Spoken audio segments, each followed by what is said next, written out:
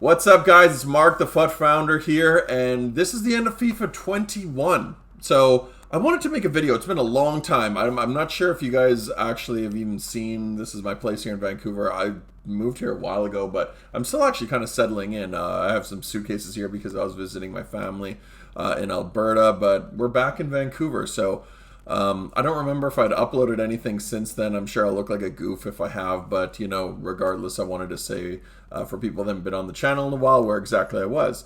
But yeah, this video is going to try to get through a lot here. It is the end of FIFA 21. They are releasing a ton of like really cool SBCs towards the end of the year, which you guys will be seeing. I'll explain what you're watching here in a second, but I didn't want to do like a FIFA 22 ratings video. The ratings dropped today. There's a million content creators making that. What I wanted to do was kind of just give my general thoughts towards FIFA 21 and just, you know, a year in review. Unfortunately, I wasn't able to kind of keep up with the content series of the how to build your ultimate team. It's something that I'll try to take another shot at. I say that every year, but like I want to try to make some stuff on a regular basis, but I'm never probably going to be like a daily uploader. It's just so much work. I don't have the time to sit here dedicating like hours and hours and hours to it. What you guys are actually seeing in terms of content on the screen here is going to be like me going through this 85 times 10 SBC, what I have called the best SBC EA have ever created. Now, I will get into all of that stuff in terms of like content and everything like that and the pros and cons of FIFA 21. But one of the things that I found very interesting was they released this, which was such a cool SBC again, but they released it so late that by the time I actually was able to put together some really cool teams, they're releasing FIFA 22 stuff. So it was just too late to the party, and it's unfortunate. It's funny, I'll make a couple comments about some of the packs you guys are seeing here. Cavani there was one of the ones that I actually wish I would have picked up, but this was the 92 plus player pick. I actually just tried doing that because this was about 5 days ago. You guys are going to see content over the last 5 days, but that Cavani card I have not seen since. I don't even know if he's in packs or what was up with that card, but I guess he's not in packs for some reason, but I didn't have any idea that he was going to be in that player pick and so rare, or else I would have taken him. But yeah, and the reason for that is because we ended up taking Sun because I didn't have Sun at the time, but I've packed Sun about 100 times during all of these 85 by 10s. So what I wanted to do, and before I jump into that, before I jump into what I actually want to accomplish in this video, if you guys could go ahead and like the video, and if you're not following the channel, please subscribe. That would be greatly appreciated. Thank you. You know, shameless plug for the channel there. But I appreciate everybody's feedback, and I appreciate everybody who subscribes to the channel, so thank you very much for watching. But you guys are not here for that. You're not here to listen to me shill my stuff. You're here to listen to and watch FIFA 21 content. So as you guys are seeing, Alphonso Davies, I think maybe the first and only time you'll ever see a Canadian in a team of the year, but I was really happy to pack him. So yeah, pros and cons. So FIFA 21, I have a very polarizing view of FIFA 21. It's the best FIFA and the worst FIFA for a couple reasons. So pros, content, you know, the daily SBCs, I absolutely love the daily SBCs. The one thing that EA has done better every single year is get their content. They're releasing more stuff, more cards. It's gotten to the point where it's daily. We expect that upload. I think here, because I'm on the West Coast, they release it because obviously they're in Burnaby, just down the road here. They release it at 10 a.m. here. I think it was 1 p.m. when I was in the East, and it's like 5 p.m. for the UK guys. And then obviously vice versa for whatever area you live in. But it's gotten so good, and the objectives have gotten just the best they've ever been. So it's been one of the things that have made us come back to FIFA every year. Is we're excited to see what new stuff, what they put into FIFA. So this late stage in the game, they've got so many cool cards in it that you can pack. But throughout the year, they're releasing like cool SBCs, and it's really time-sensitive stuff. So if you are not able to be there and accomplish those objectives or those friendlies and try to get any of these special cards, you're just going to miss out. So really cool. Thumbs up, 2 thumbs up actually from my side on the content. As you guys are seeing, like, look at all these cards that have come out throughout the year, and they're coming in through these packs. I was really happy to get that Lewandowski actually. So he went into my Bundesliga team, which you guys will see at the end. But yeah, content has been probably the best thing about this game. It's also a con, which we'll get to, but the content overall, I just love it in terms of cards and reasons to log on to the game on a daily basis. Co-op gameplay. I play with my friend Nima. To be honest with you, it's the only time I've actually played online, really almost this entire year. I don't think I've played a single online game, like solo, probably in about a month or two. And, you know, I don't know what I think about that. Like, I don't know how I feel about that. Like, I keep saying I'm going to go on and play, but I just haven't been motivated to play. I don't know why. It's just, well, I kind of know why, which, again, I'll get to in the future here, but it's just overall there's been no incentives to play it. So the co-op gameplay has been a lot of fun. Me and him being able to go into division rivals and play 2 against 1, 2 against 2. It's been the most fun, relaxing FIFA I've played all year long. More friendly based objectives. This has been one of the things that I've been on about. I actually had this conversation with, I won't get into all that, but I had this conversation with EA because I was actually talking to them about potentially coming back at one point, but that didn't end up panning out in the long run. But we had conversations, I had talks with some of their content guys, and one of the things that I was really adamant about was getting people out of the skill-based matchmaking. I just love the idea of the friendlies. Again, there's some cons to the friendlies as well, as we get Virgil Van Dyke there, another card that I was super excited to get. I just wanted to get away from like competitive FIFA. Like, I love the idea of friendlies. I really want to jump in and just play games, and the fact that you can actually win stuff I thought was a real win this year. Cards and card types, I think they've done more promotions, which again, people can potentially view as a money grab. But look, at the end of the day, we're just looking for what is going to be the new promotion they're releasing this Friday. We've actually been trained to look forward to it. And look, if you're saying that this is a negative because there's more cards and more card types, I think you're kidding yourself. Because look, we're all excited about it. Look at all the colorful teams you can make. Look at all the cool cards that are in the game. So that kind of goes back to my original point about content, just the best it's ever been. This SBC, this is the best SBC they've ever released. It's just too bad it's too late. You can literally rinse and repeat, which you guys will see some of the stuff once I started getting used to what I was doing. And I realized that I'm essentially doing this for free. I was a little bit leery at first because I was thinking, oh my god, once I rinse through all my gold rares and gold non-rares, I'm just not going to be able to do this. So I better get through it while I can, while I still have a bunch of fodder in the club. And then I realized, look, if you mix this up properly with the icon SBC or with any of the player SBCs, they will stock your club full of cards that are rares and non-rares and gold and silvers and even some bronzes if you get high enough rated players. And then if you pack any of these special cards that are tradable, all those packs are tradable, like the icon SBC packs, like the Ronaldo, the Messi, all of those packs that are part of that, you can just trade all those players. So I was actually building, it was like a license to print coins. It was crazy. So you guys would be insane not to do it. I was telling some of my friends about it, and they like half of them were just like, well, it's so late, I'm waiting for FIFA 22. And I'm like, honestly, this is the most fun I've had playing, which again says a lot about the state of gameplay. Because look, the reality is I'm not playing the game. I'm building these cool teams, and that's about it. I think Kurt nailed it right on its head when he said this is essentially has become a card collecting game, which is not really that fun to say, but yeah, it sucks. That's the best way of putting it. It sucks. It sucks that it's a card collecting game, but there's a couple reasons why, which we'll get into in a sec here. But the last point I have in terms of pros, funny enough, you guys are probably going to jump down my throat saying this, but is gameplay. I actually liked the fact that this game, I don't want to say it's balanced because I think they rushed this game, but look, every year, in my personal opinion, if you have an idea of how to play footy in real life, you can play that in FIFA 21. Like, I confidently say that. I still think there's a lot of problems with the gameplay, which people just jump down EA's throat and they go, this is bad.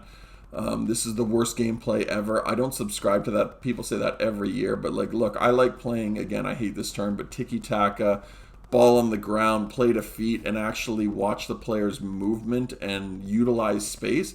I'm not saying I'm the world's greatest footballing mind, but I have a pretty good understanding from playing it my entire life and playing on the field at a competitive level. Like, I've had the fortune of playing with some really, really talented players and just learning from them how to utilize space, how to pull defenders away, how to play 1-2s, how to utilize triangles, right? Like, it's not just like get up and I scored 10 goals, so this is a good game. I lost, this is a bad game. That's a really intellectually lazy way of looking at FIFA.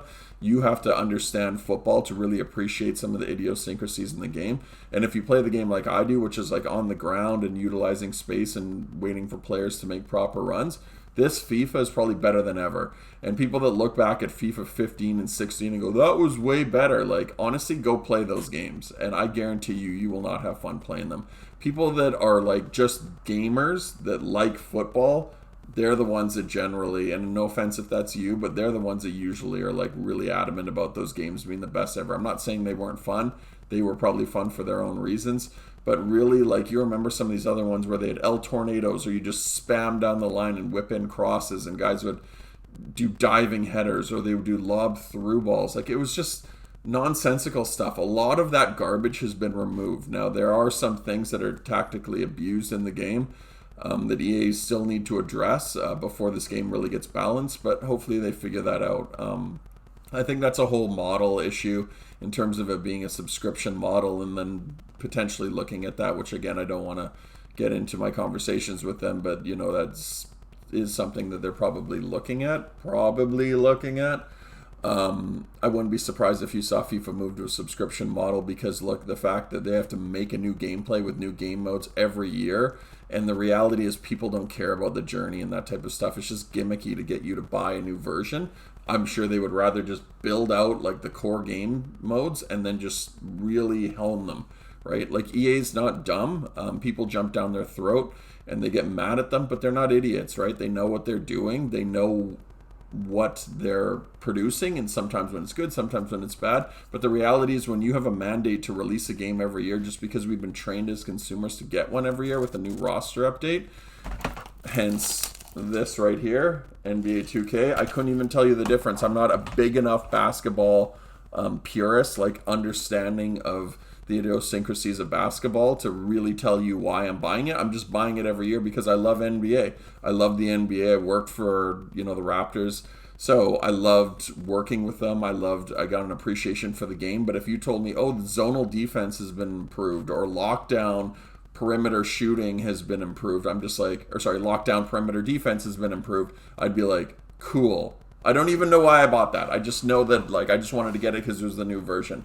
And if they can get away from that type of concept, I'm sure that you'll see an improvement in gameplay. It's just, unfortunately, people that are their biggest deterrents, people that are just like, they don't advocate for EA and they just hate on them instead, they usually say the things that they don't understand. They just go, gameplay sucks. Well, why does it suck? It just is bad. And it's just dumb, idiotic comments like that, but they don't understand like the limitations. And I have a certain amount of sympathy for EA's employees, just because they're making this game cycle under a very, very tight schedule. But again, enough apologizing for EA. I'm not here to apologize for them. It's like we still are paying good money for a game. I expect it to be very playable. And the reality is, for the last couple of years, for a lot of people, it just hasn't. So I'm probably in the minority by saying I didn't mind gameplay. I just think that there's a lot of things in it that really are annoyances for me. So we did pack Richarlison there. That was one of the rare ones too. I don't think I packed another Richarlison since then. These packs are actually really kind of funny. I'll come into the cons in a sec. But if you guys notice, what you guys are watching right now is just like a lot of the day one, day two stuff of me just going through rinsing and repeating. So I promise it's not all, the whole video is not going to be that. So here, I think this might be their first icon. There it is, our first icon moments, which I wanted to put in a couple of these as well. So I started to learn, like, look, I can't just keep doing this and hope I get Messi and Neymar and Mbappe and all those guys. I need to kind of mix this up, or else I'm going to run out of fodder. But I was able to get a couple icon moments into my club, and that was a really cool addition. So yeah, but yeah, these packs were just really funny because you were getting some guys over and over and over again, and then other guys you just almost never packed ever. Like, I did not get an Mbappe. I won't spoil the guys that I did pack, but I did not get an Mbappe. He was one of the only ones. I didn't pack a Varane, which was a really weird one. I never saw Eder Militao, but there's a couple other guys that I just only got once. And I think Rich Arlison was one of them, which was a really bizarre one. But other guys you would pack like just 100 times. I think Ederson, Son, of course all the 85s, but I'm trying to think of like, the low rated 91s, 92s, like the Ever Benegas, which I was happy to get, but he's one of my favorite players of all time. But these team of the season cards that are just like low rated fodder guys, like even Oblak or Navas, like the keepers you'd get probably 100 times. I think overall I probably did close to 200 of these, which is very embarrassing to admit. But like, look, I was trying to build out some of these like really cool card SBCs that are like 20 player or 20 SBCs in order to accomplish. So you had to do a lot of them in order to get enough players in order to build those out. But we'll come back to that in a sec. So I want to jump into, again, we did the pros. Now I want to talk about the cons. So the cons to me, I have a laundry list of things, but I don't want this to sound like I'm just griping here. I'm going to skip through the details of this, but look, the biggest one that I always have, guys,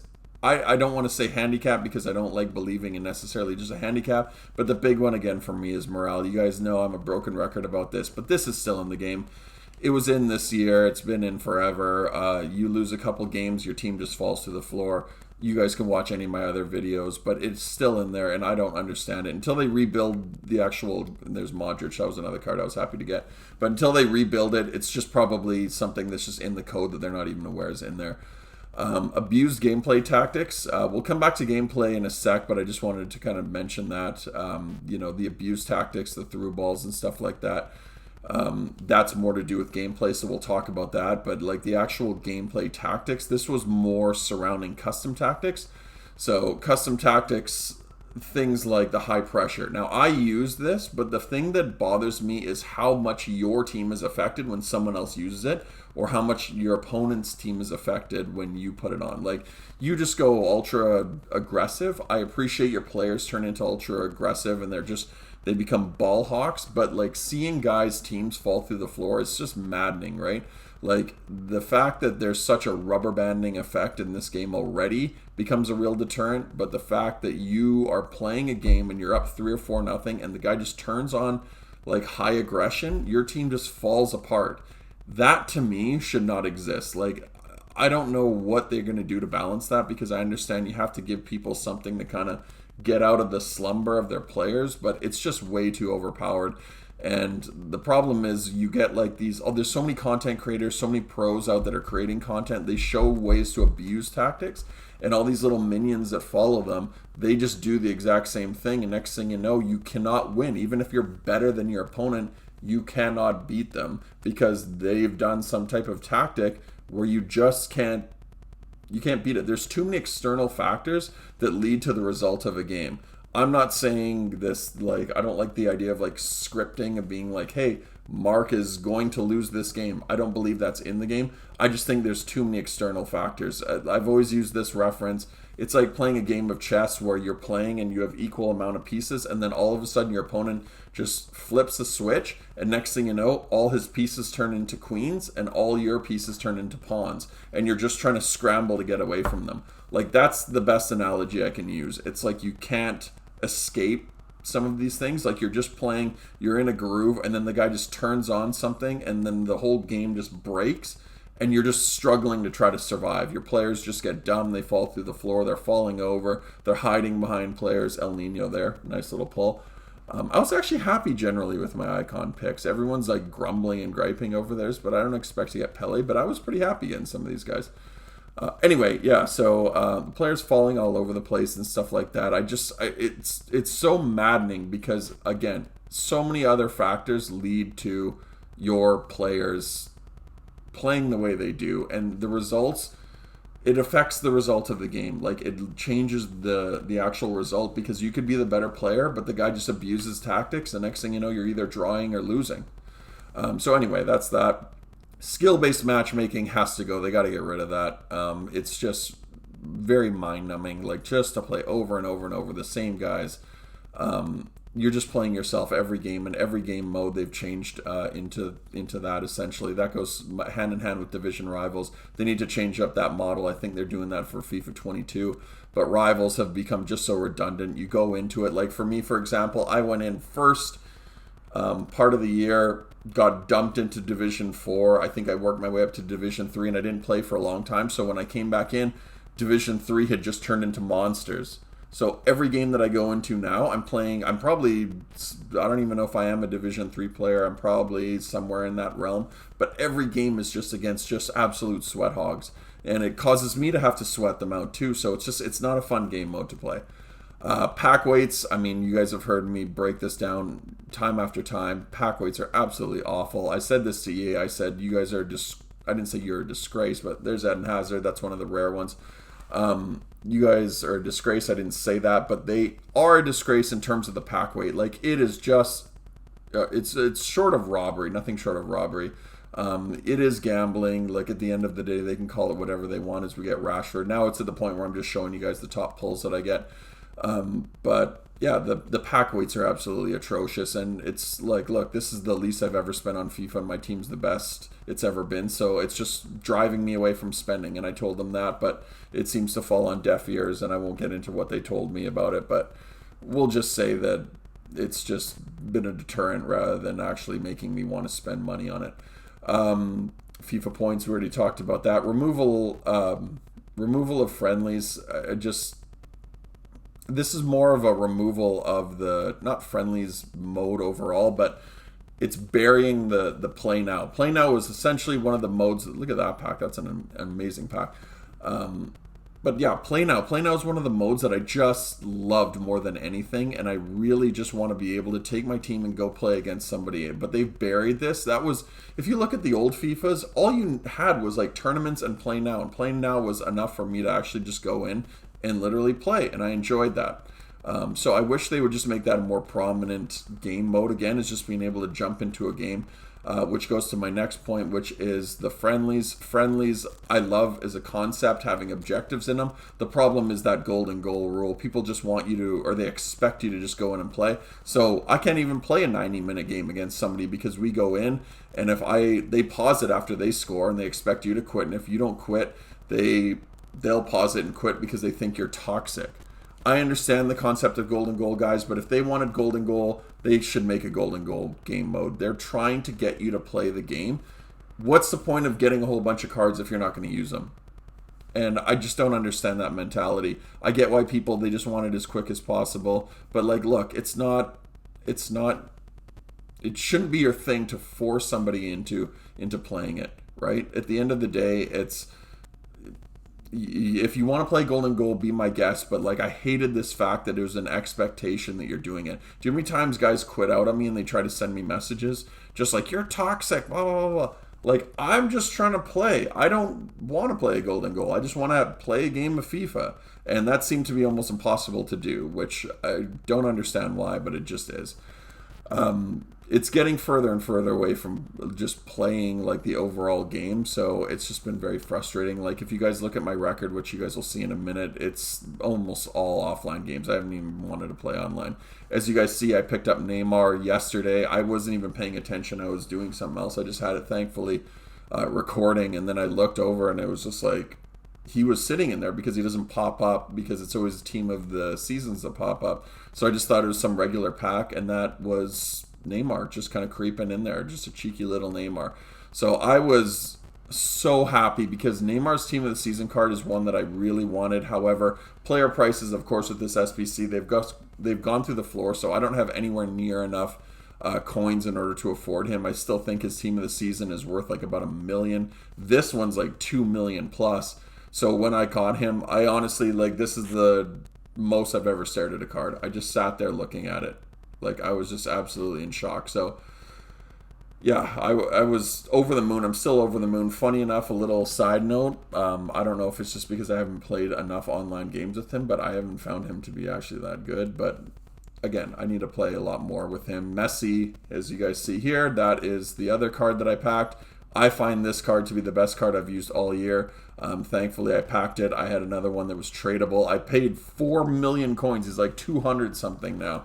But yeah, whatever. 200 still goes a long way at this stage in FIFA. But you know, that is what it is, and I was really happy to pack Messi because it meant I could get rid of my tradable one. We did the Ronaldo one. I forgot to put it in this video, but we picked up the 99 Ronaldo. Then we picked up the GOAT, the greatest player of all time, in my personal opinion, Maradona. I don't even know if he's the GOAT. I mean, you could probably make that argument for Messi or Ronaldo, but for me, my favorite player of all time, Diego Maradona. I loved Diego during the 86 and 90 World Cups. He was just such a polarizing figure, but in my personal opinion, my favorite player. Just loved him. Anyway, back to the cons. The final one I wanted to talk about was gameplay. Through balls, unresponsive gameplay. The problem was just the balance of it. You know, I won't break down every single thing. You guys can go watch somebody like Inception or something. He's got full breakdowns of gameplay, but there was just a ton of things. And again, a lot of this comes from just pros and stuff like that, showing like the unresponsiveness of the gameplay. Simple things like you would notice when you play really high levels of offline games, you'd go in for a tackle and your player would bounce. You would hit him and then he'd bounce off and the ball would bumble back to the attacker, and then he would just lob in some stupid ball and score a ridiculous header with like Messi over top of Sergio Ramos. Like just nonsensical stuff like that. Gameplay is just unbalanced, but I'll chalk that up to them not having a full game development cycle due to COVID. But I'm expecting better things for FIFA 22. But we are going to cap off this SBC video here with this Messi. I am going to do a quick club tour at the end, so the video isn't quite finished. But we did do the Messi, we did do the Ronaldo, we packed Neymar, we did the icon moments, Maradona, plus we got a ton of stuff. So why don't we get into the club tour now and you guys can see what I'm talking about. All right, guys, so we're back here. So I just wanted to show this also because I won a Whitecaps FC kit for 150 coins. Pretty proud of that. One of the 6 snags of the year there. Going to throw that in the club. Kits are actually a funny one. Like, I like a lot of the MLS kits. They are just so expensive this year. So I was kind of like bidding on them at like 150, just hoping. Nobody actually like bids on them, but for some reason they're all like 5,000, buy it now. It's a weird thing. I don't know why. But yeah, you could flip that for probably a couple grand. And like the other kits that I was packing, I think that was the only one on the market. And there was like, I got a bunch of other bunch of other kits because I guess it's so late in the year. I knew who the hell is buying kits. But I just find it funny that like you could actually probably bid on them for 150 coins and then sell them for 5K. But whatever. Anyway, let's get into the team. So this is going to be my main team here. Again, I forgot to mention that we did that Cristiano Ronaldo SBC. I must have cut it out when I was doing all the editing there, but we did finish that. That was a really expensive one, but we did it for free because of that SBC. All of these cards almost for free. So that one was for free, the Neymar. The Messi, we have the 98 in the club as well, but that 99 one we did again for free. Di Maria we already had, but we replaced it with an untradeable one. Actually, I had an untradeable one. I think this is the one that I've had forever. Yeah, there you go. I do love the fact they also made this Messi a 5-star skill move one. Cristiano Ronaldo, 5-star, 5-star. This card is absolutely unbelievable. I need to take him a lot more online and just give him a good go. This Bruno, I think, is the only tradable card I have in the club. Actually, sorry, there's 2 tradable cards. But this Bruno is one of the only 2 tradable cards that I have of worth of any value. I think he's worth about 200 and almost 300k still. He's just held his own. Getting his team of the year, which is in those 85 packs, has been impossible. He's one of the guys I did not pack. As you guys saw, I packed Paul Pogba though. I was over the moon when I got Pogba. He's my favorite player in real life. Doesn't overly translate that well into FIFA, but you know, this is a usable card at least at this stage in FIFA. But I just needed him for chemistry purposes here. I was contemplating doing the Lothar Matthäus, which I might do. I don't know how many days are left on that SBC, but I'm going to try taking a look at that and seeing if it's something that I can justify doing. I think it's only about like 8 segments or something like that, but I also have to take a look at, I think it would screw up at least Bruno. Yeah, because he's got a couple dead links there. So yeah, I might not even be able to fit Lothar Matthäus in there, but anyway, Jordi Alba, we got that one for free. This was an SBC that we did before the 85 times 10 Umtiti. This guy's a fantastic defender, just an animal in the back. This is our other tradable card, Rafa Varane, 496. He goes for about 500. And yeah, we had to buy him because I just couldn't pack him. He was one of the few cards that I just wasn't able to pack. Aaron Wan-Bissaka, the first team of the season card that we got all year, and that was from the guaranteed SBC. As you guys can see there, we played 123 games with him. That was the guaranteed team of the season EPL one, which, I was over the moon because it was like a 700k card, 800k, and we ended up packing him. He might have actually been from Community, I can't even remember. But he was one of the ones that was like, my chance of getting something good from this SBC was really low, and he was one of the best cards. I think it was Community that he was a part of. All Black, obviously, we packed a million times, so I was able to flip my tradable one. Eto'o, we did the SBC. Maradona, we did the SBC. Both of these cards. The Eto'o one I really like. Maradona hasn't really been that impressive, but again, I got to give him a couple more runs. We've only played the 2 games with him, and both were offline, excuse me. This Nani card, absolutely phenomenal. Dybala, I've heard amazing things, but we haven't played that much with him. Again, only 2 games.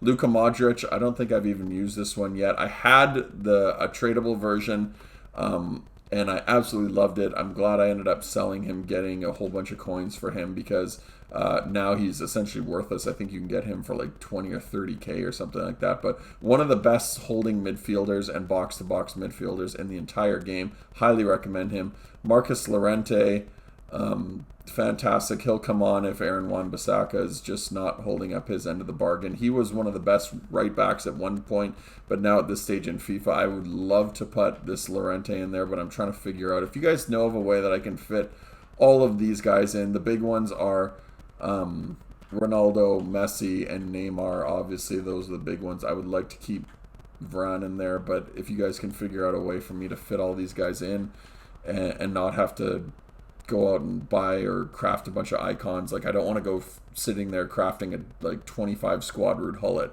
at this stage in FIFA. It's just not worth it for one single card. But if you guys can think of anything that I'm just like obviously missing of what I have in my club, please let me know. This Jimenez, I could put Jimenez in there, but I just really think Rafa Varane is the best center back in the entire game, so I do really want to use him. I could put Ferdinand in there, but to me he was just a little bit slow. Verratti we actually had before the 85 times 10, but again I packed him a bunch of times. Not a bunch, but a couple times anyway. Banega we packed about 1 million times. He's just in there for emotional reasons. That Eden Hazard, haven't really used him that much. I think it's only been, 1 game. I don't know how good this card is. We'll see. We'll take a look at it. We'll give him a couple runs out with the squad, but he looks like he'd be a really good card. And this De Jong, like, I think, again, this is the De Jong that we packed in, like, a guaranteed player pick pack from, like, way back in the day. Shows you, again, 91 games. That's a lot for me because I've played the least amount of FIFA as I ever have in any FIFA ever. I think this year, but it's unfortunate because this card I was over the moon getting, and we're able to get him way before, and now I would love to be able to fit him into the squad, but I just can't figure out how to do it. What these guys look like during, like, in-game, I'll show you guys the tactics. So I still play a 4-2-3-1. It just is the best in terms of, like, conducive to my style. I don't mind having that single striker up front, which obviously is going to be Cristiano Ronaldo. I love having Messi in that holding, or not the holding midfielder, the attacking midfielder. That's where he's best suited, in my personal opinion. He's not big and strong enough to be a striker, but he is absolutely rapid. He plays those 1-2s, and then he can get in behind defenders, and he's got the best finesse shot in the entire game. Di Maria, I just have in there for chemistry purposes. I don't love Di Maria. He's just whatever.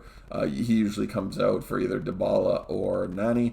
Neymar, I still got to get used to, but like I said, the first couple games that I used him, even offline, which it might just be because I was using him in a high setting where the players get nerfed a little bit in order to, like, compensate for the computer, because you're playing at such a high difficulty level.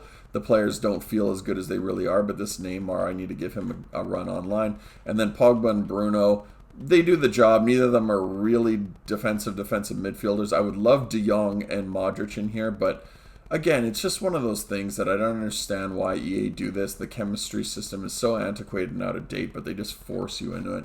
Wan-Bissaka, I generally bring him out, but he's fine at least if I have to play with him for a little bit. Jordi Alba's been good.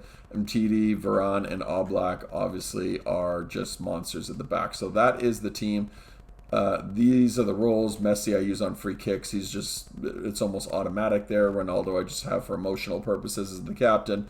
Penalties, Neymar's 99 everything. Bruno's got the best passing in the game, so I have him on corners. And then in terms of tactics, we play that drop back just because I've played higher lines. I play a really high line naturally. Like I always kind of build my team up. What I don't want to do is get caught on long lob through, not lob through balls, but just long through balls.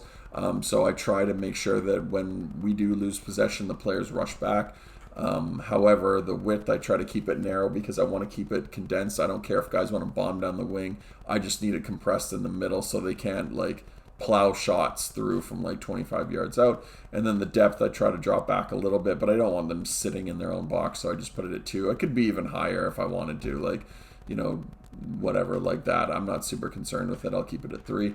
Possession, I tried on possession just because I used to have fast build-up play, but because I play that tiki-taka style, I need guys showing for the ball. So it seems to work really well for me, just my style. I don't recommend everyone use it.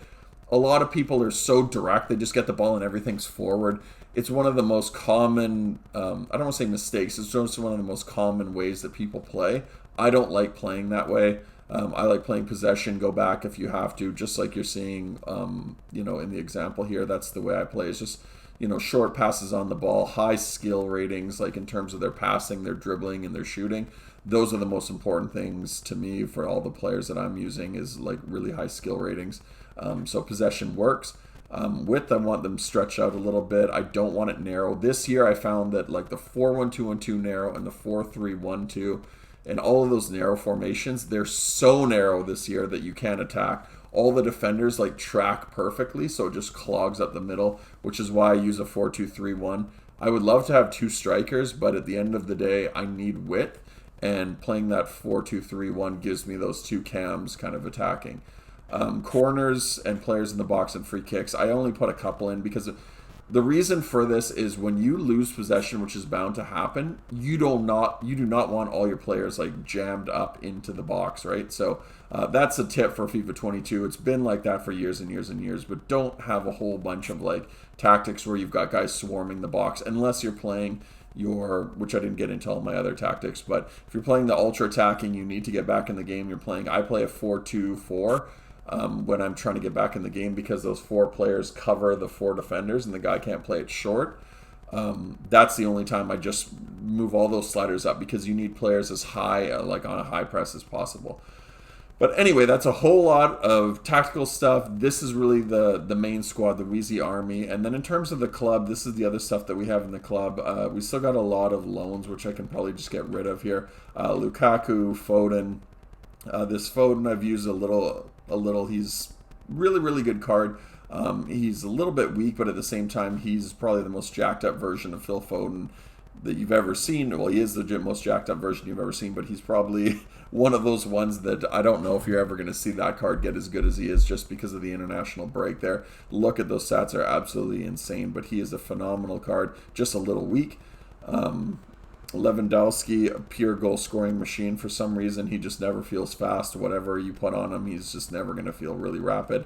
Kevin De Bruyne, this card is really, really good, but the problem is he's a right wing for me, so I have to move him from chemistry standpoint a custom tactic standpoint into a more central role. He's not really a pure winger. You really are doing a disservice by not having him as your cam or your CDM or a center mid. But really cool card to have. Acuna, this is one that I probably could have fit into the team somewhere, but for some reason the fact that I don't think he has a player face in the game bothers me, and I don't like the generic one. Messi, I had the tradable version. He's the only player in my entire club that I had over 200 games. I think I had almost 300 games with him, and I absolutely love that card. It was just an incredible card. We still have it, obviously, but I haven't played, Yeah, I played one game where he scored 4 goals. That was just an offline game. But this card was so good for so long for me, for months and months and months. I still think it's my favorite card of the whole year. Obviously, we have the even higher rated 99 version that's faster and better. But this card, for emotional purposes, I would say was the best card I used all year. Sergio Ramos, I would love to use. I didn't have enough fodder in my club to do the SBC. I would have loved to have done that. He would probably be my starting center back right now. But we had to settle for team of the year. Just too slow, unfortunately, at this stage in FIFA. Ben Chilwell is never going to get any playing time. Probably not, anyway. Ansu Fati, I don't think I haven't even used a game with him. I need to try him out. I actually should probably put him in the club or onto that team because he is in the club, but I do really want to try it. I just hated Ansu Fati. I think it was last year or the year before. His first year, like, he was the worst card in FIFA that I'd ever used, but I haven't tried this one. 5-star skill moves, 4-star weak foot. He might be better this year. I don't know. Paredes, fantastic player. He would be good from a chemistry standpoint if you ever wanted to fit him in, but because Neymar's the left wing and he's the right back, it would require like this weird hybriding across the middle of the field, which I did not want to do. Van Dyke, still a beast, even at this stage. Neuer, amazing. Sancho, didn't love this card. I took him out for a couple runs, didn't find him to be that good. Richarlison, I don't think I've tried out. This Salah is an unbelievable card. Kimmich is a beast. Chiellini, I don't know if I've used him. I think I tried him in just some of the objective challenges. De Ligt as well. Gomez, I don't believe I've used him either, but he looks like a really cool card. Yuri Mina, this one is absolutely amazing. If you guys missed out on that card, I think it was an SBC or it might have been an objective, but he is still incredible. So definitely recommend him if you have him. Vindelum, Lingard is very, very underrated. He's a funny card. He's one that every year in FIFA he's very, very good. He's like that Neymar factor. He is only 4-star, 4-star, but because he has been jacked up, his card is very, very usable this year. But because he's that lean body type, it makes his 99 agility, 99 balance feel absolutely incredible. So Lingard, I definitely recommend. Goretzka, decent. Sanchez, okay. Depay, I don't think he's got the weak foot. I think this, 3-star weak foot, so that makes him unusable for the most part. Hector Bellerin, haven't even used this card. Think he would be decent, though. Same with Laporte. He was a really good card. Haaland, I ended up packing him a bunch of times in the past during like player picks. Very, very good card, but I just put him in SBCs because I think, again, his, 3-star, 3-star makes him unusable. I hate using that as a reference, but to be honest with you, it like is really important this year, especially like the weak foot. Skill moves, I don't really care. As long as you're 4, you're probably fine. But the weak foot, you need at least 4. Mertens, 4-star, 4-star. He's good. Chiesa, Locatelli. This Benzema. I don't know why they put this one in. They have a team of the season Benzema, and they put that version in those 85/10 rated packs. I don't get it. Amavi. This Atal. I haven't used the Amavi. Atal was absolutely incredible. This card, 5-star, 5-star. And he is really, really rapid. His regular versions, if you just got like the first 2 Fuddies versions, either of those is fine, but this one is incredible.